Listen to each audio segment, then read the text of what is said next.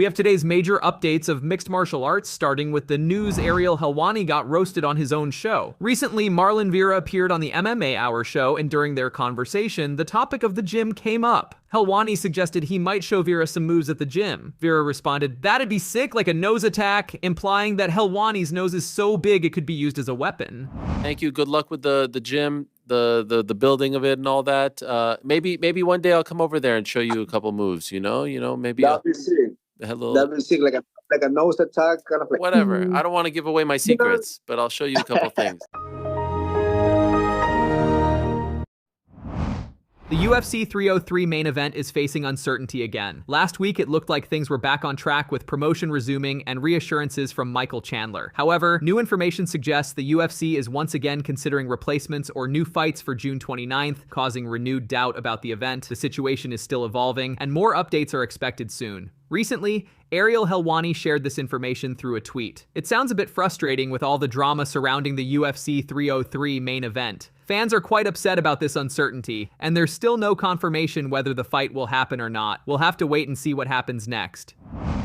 Recently, Plessis gave an interview to Fight Wave where he stated that if Khamzat defeats Robert Whittaker in their upcoming fight, he would like to fight Chimaev. But if Robert Whittaker defeats Khamzat, Plessis believes that it wouldn't warrant Whittaker a title shot. This contradicts Dana White's earlier statement that the winner of the Robert versus Khamzat fight would earn a title shot. Plessis' comments suggest some criticism towards Whittaker's UFC record. Let's see what he said. Very exciting division at the moment. I think, with Khamzat and Whittaker fighting, I think that makes it that's a very interesting, that's a big test for Khamzat, and that's a big step for Whittaker in what's next in his career, because, he needs that win if he's going to stay in that run. And obviously I have the world's respect for Whittaker. I think he's one of the greatest athletes ever. And, for Khamzat, exciting prospect in the middleweight division because he has this aura of, he hasn't been beaten. Now, should he beat Whittaker, I would love to fight Khamzat. In my opinion, should Whittaker beat Khamzat, I don't think it warrants him a title shot. Honestly, would love to see him and Strickland fight it out for number one contender fight. But if not, UFC, I was willing to fight Strickland, Adesanya, Khamzat. Now I'm champion. I need to fight who they give me.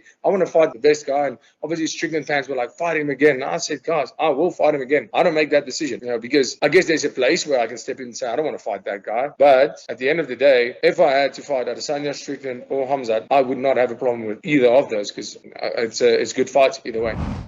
Surprising piece of news has emerged recently. We're not sure why Kayla Harrison's manager Ali Abdelaziz said this, but he suggested that Kayla Harrison should fight fighters like Aljamain Sterling. He believes she can beat Sterling easily, and he also believes she can beat Merab. Ali thinks it's the best option because there aren't many challengers for her in the women's divisions.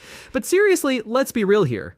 It's highly unlikely to happen because, let's face it just wouldn't be fair. Ali still thinks Harrison is really good. Right now, Harrison is waiting for her next fight in the bantamweight division. She might face fighters like Amanda Nunes if she comes out of retirement. Who would you like to see for her next? I know she obviously had that massive win over Holly. It wasn't that long ago. What do you think could be next for her? Merab or Aljamain Sterling. For Kayla Harrison? Yeah. I think it's a very competitive fight. It's not fair. It's not, honestly, because if none of these girls want to fight her, let's fight somebody at 135. Let's fight some, Ralph Font. I think her wrestling is too good for Ralph Font. It's not even a fair fight. Or maybe this Brazilian guy, former champion. I think she'll smash all these guys, honestly. Because none of these females, they're going to want to fight her, especially after what she did to Holly. And I think let's make her move fight some men. And I believe she can beat all these guys I just mentioned. Aljamain Sterling also reacted to this and said, I'm not signing up for that. By the way, what's your take on this?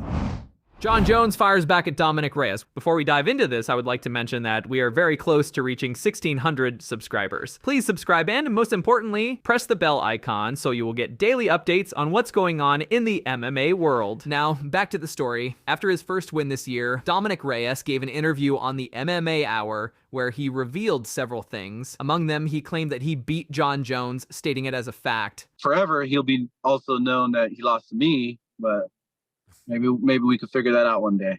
You still believe that, right? Oh, yeah. It's not a belief, it's a fact.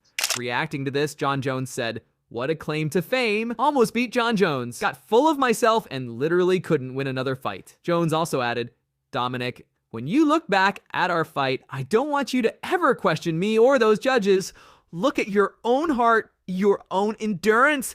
You didn't do enough. The sooner you accept that, the better athlete you'll become. Now, I vacated because everyone wanted the rematch. I love you guys with your narratives. I poke people in the eyes. My arms are longer. I'm bigger than everyone else. I must pay the judges. I'm ducking. No one's in their prime when they fight me. Keep them coming. Well, what do you think about this? Let us know in the comments below.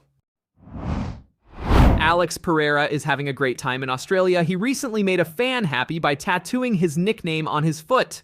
The tattoo looks funny, but the fan is glad because Alex did it himself.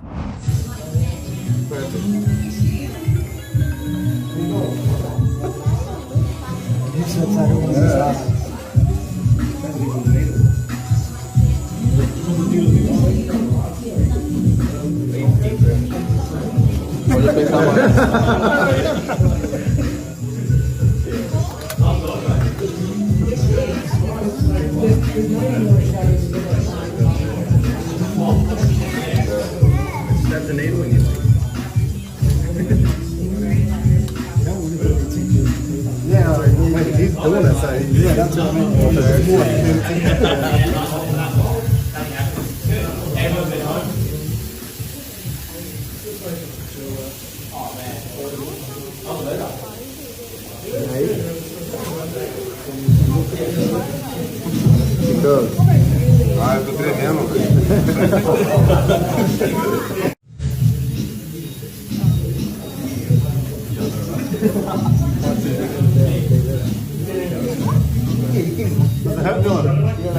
What did you say there? He does that. He's putting on a great face.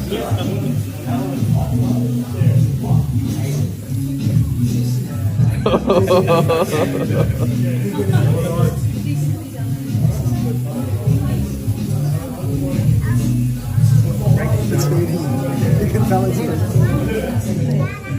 And then he punches you in the stomach too. That'll be a best way to do it.